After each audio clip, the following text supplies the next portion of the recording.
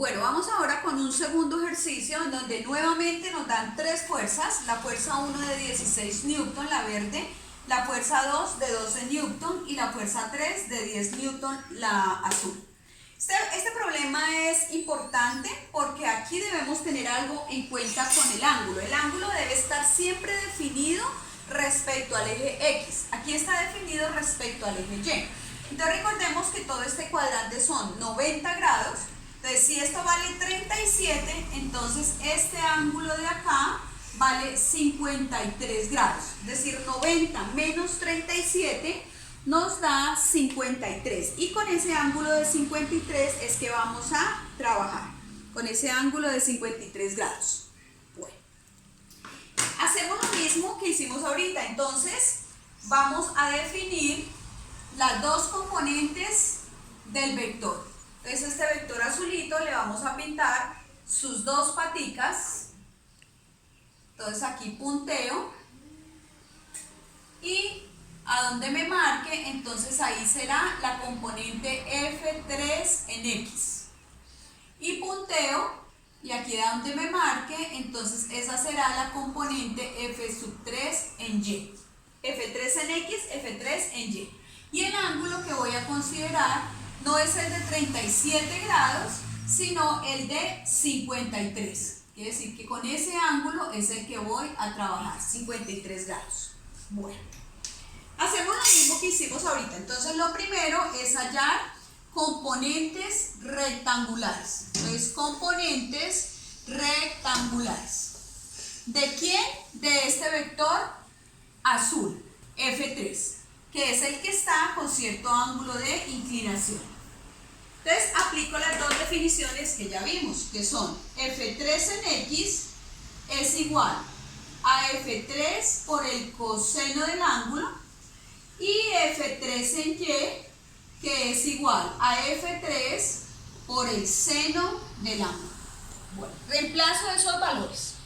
F3 entonces es 10 Newton por coseno de 53, entonces coseno de 53, bien, hago la respectiva operación, entonces coseno de 53 es 0,60, entonces me quedaría 10 Newton por 0,60, y al hacer esa operación, entonces 10 por 0,60 me da 6 Newton.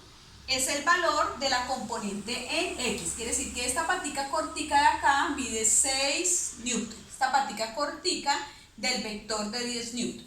Voy a hallar ahora la de Y. Entonces sería 10 Newton por el seno de 53, es decir, 10 Newton. Y le saco el seno a 53 y eso me da 0,79. 0,79 y al multiplicar 10 por 0,79 me da 7,9, que ese es el valor de la patica en Y, 7,9 Newton. Listo. Bueno, una vez tenga listo esto, entonces el siguiente paso, recordemos que es hallar sumatoria de fuerzas. Entonces, siguiente paso, sumatoria de fuerzas. ¿Dónde voy a hacer la sumatoria de fuerzas? Entonces, sumatoria de fuerzas en X, 2 puntos, y sumatoria de fuerzas en Y, 2 puntos. Bueno, en X, ¿qué fuerzas hay? Entonces está la roja a la derecha, que es F2, menos esta azulita cortica que es F3 en X. Bien, reemplazo los valores. Entonces, esta vale 12 Newton menos la otra hacia la izquierda que vale 6 Newton y 12 menos 6 me da 6 Newton. Quiere decir que las fuerzas en X, al fin de cuentas, tienen un valor de 6 Newton. Ahora en Y tengo la verde que es F1 que va hacia arriba, menos F3Y, menos esta azulita vertical, F3 en Y. Bueno, ahora le coloco los valores que son 16 Newton menos 7,9 newton. Entonces 16 newton menos 7,9 newton. Bien. Hago la resta. Entonces 16 menos 7,9 y eso me da 8,1 newton. Entonces 8,1 newton.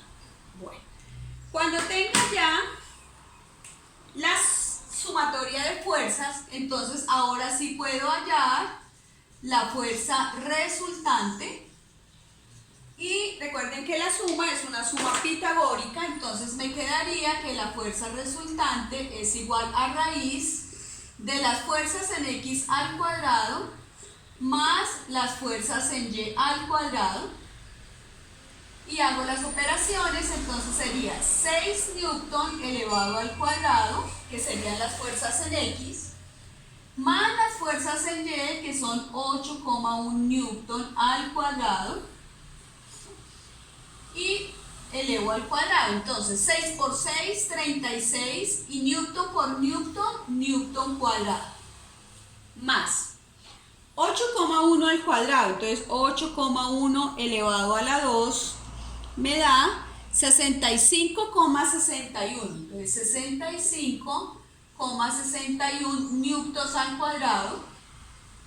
Lo sumo con los 36 y eso me da 101,61, entonces raíz de 101,61 newton al cuadrado, y ya puedo tener el valor de la fuerza resultante cuando le saque la raíz. Entonces raíz de 101,61 me da 10,08 newton. Quiere decir que la fuerza resultante es de 10,08 newton, o lo podemos redondear a 10 newton.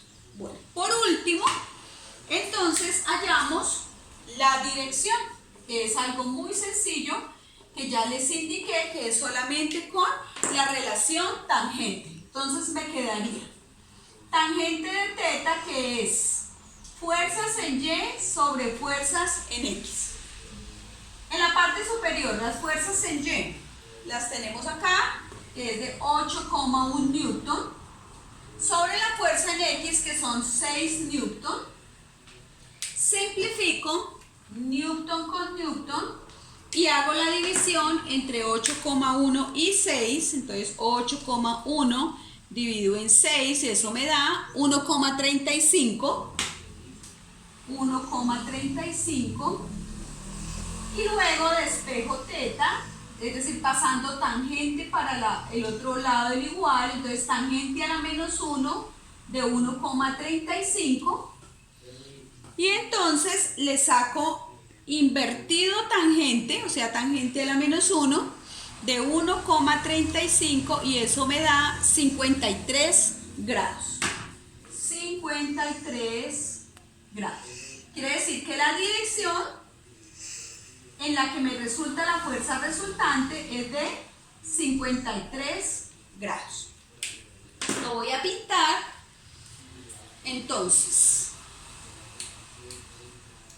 observemos aquí algo importante para que usted lo tenga en cuenta. Las fuerzas en X me dieron positivas.